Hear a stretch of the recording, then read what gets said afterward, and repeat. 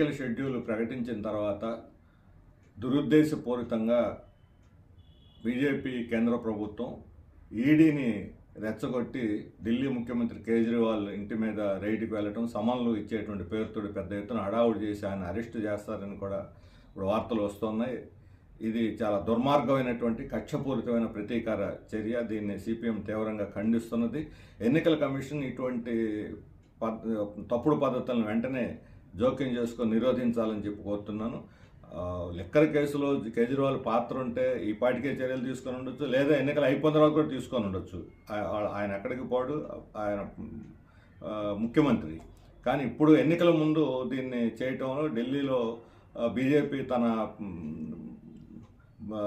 దీన్ని ఎన్నికల ప్రయోజనాల కోసం ఈ అరెస్ట్ చేసి లేదా హడావుడి చేసి ఆప్ కార్యకర్తల్లో లేదా ప్రజల్లో భయాందోళన సృష్టించి యథేచ్ఛగా రేపు